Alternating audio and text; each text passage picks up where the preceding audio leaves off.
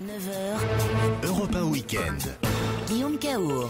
Et ce matin, votre invité, Guillaume, c'est Jean-Louis Chilansky, le président de l'UFIP, l'Union française des industries pétrolières. Bonjour Jean-Louis Chilansky, bienvenue sur Europe 1 ce matin. Pour ceux qui partent en vacances aujourd'hui, est-ce que ce sont des gens courageux, à savoir est-ce qu'ils vont pouvoir rentrer avec leur voiture après leurs vacances ? Ils pourront rentrer après leurs vacances. On a décidé hier de placer les stations d'autoroute en priorité.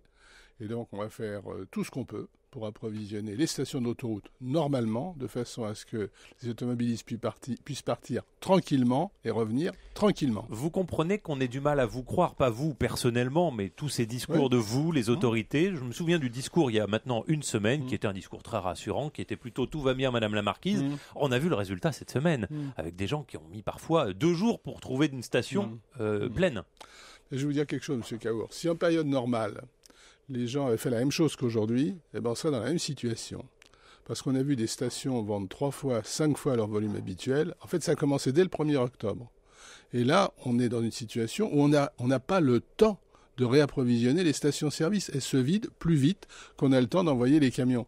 Donc c'est une situation absolument extraordinaire qui est liée, et on le comprend vraiment, à un comportement de panique. Mais ce comportement de panique, c'est la principale cause du problème. Qu'est-ce que vous pensez de ces réquisitions, notamment à Grandpuits, en Seine-et-Marne, cassées par le tribunal administratif ? Est-ce que vous le regrettez ? Oui, on le regrette parce que cette réquisition est indispensable.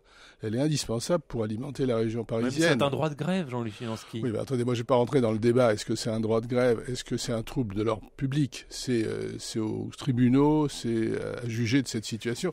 Mais c'est une situation où on a un trouble de l'ordre public, où si on ne réapprovisionne pas la région parisienne, ça va créer le chaos. Alors maintenant, les juges ou les tribunaux peuvent évaluer l'un ou l'autre, mais néanmoins, cette réquisition, elle était indispensable pour assurer un bon fonctionnement de la région principale du pays, la région parisienne. Quand vous nous dites ça va s'améliorer, pourquoi ça s'améliorerait ? Les 12 raffineries ne fonctionnent pas, les dépôts pétroliers sont régulièrement bloqués avec un jeu de chat et souris avec la police. Pourquoi ça s'améliorerait ? Ça s'améliorerait pour 2 raisons. La première raison, c'est qu'on importe de plus en plus de produits dans ce pays. Et on fait venir des quantités considérables de carburant pour approvisionner le marché français. Pour vous donner une idée, en période normale, on importe 20-25 000 tonnes par jour. Aujourd'hui, on importe 100 000 tonnes de produits par jour. C'est absolument considérable. Et pourquoi on n'a pas commencé plus tôt ? Écoutez, c'est une très bonne question. Oui, pourquoi on n'a pas commencé dès la semaine dernière ? Pourquoi il a fallu une semaine pour importer ? Non, c'est pas qu'il a fallu une semaine pour importer, mais d'abord, il faut que les systèmes se mettent en place. Et puis, c'est le choc le plus violent que nous ayons jamais connu. Et donc, il y a un moment de respiration, de comment on fait, de qu'est-ce qui se passe, est-ce que c'est vraiment ça. Donc les systèmes se sont mis en place et se sont mis en place relativement rapidement compte tenu de l'énormité Donc ça, c'était la première raison. Importation, il y en a d'autres ? Pourquoi ça irait mieux ? La deuxième raison, c'est que les pouvoirs publics, de façon extrêmement décidée, débloquent les dépôts. Non seulement les dépôts, mais les ports quand ils sont bloqués. C'est arrivé. Et donc, on a maintenant de l'oxygène, en quelque sorte. On importe, les dépôts sont débloqués, on livre les stations. Qu'est-ce que ça change qu'on ait débloqué les ports, puisque de toute façon, ensuite, les raffineries ne fonctionnent pas ? C'est du pétrole brut qui arrive ? Non, pas forcément. Non, c'est du pétrole raffiné. Ce sont des carburants, c'est de l'essence, du gazole qu'on importe directement d'Europe vers le marché français. Là, vous parlez aux consommateurs. Est-ce qu'il y a aujourd'hui un réseau qui est mieux approvisionné que les autres ? Non. Alors ça, c'était le sens de la réunion qu'on a eue avec le Premier ministre la semaine dernière. On a décidé de mutualiser. C'est-à-dire de faire en sorte que tout le monde fournit à Leclerc, etc.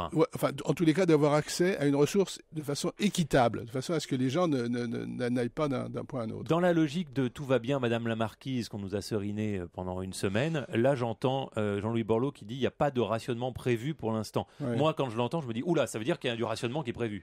Oui, mais dans ce genre de situation que vous disiez A, que vous disiez B, les gens ils entendent la même chose. On peut envisager du rationnement dans les semaines qui viennent si les raffineries sont toujours paralysées ? Personnellement, je ne le pense pas.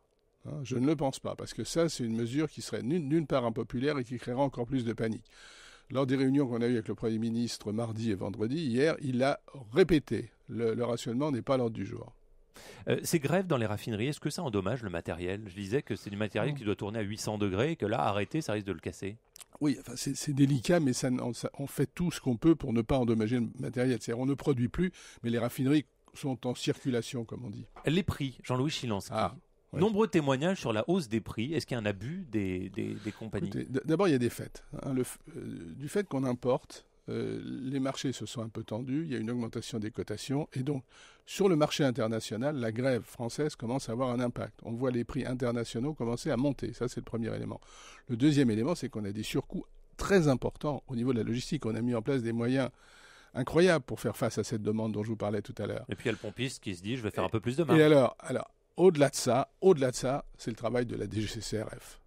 C'est-à-dire c'est le travail du gouvernement, on aura les chiffres lundi, du ministère de l'économie, de voir qu'il n'y a pas d'abus. Et nous sommes très vigilants parce que c'est pas le moment, c'est franchement pas le moment où les Français souffrent de cette situation de jouer sur les prix.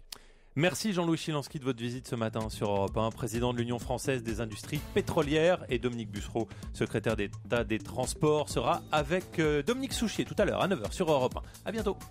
Il est 8h26.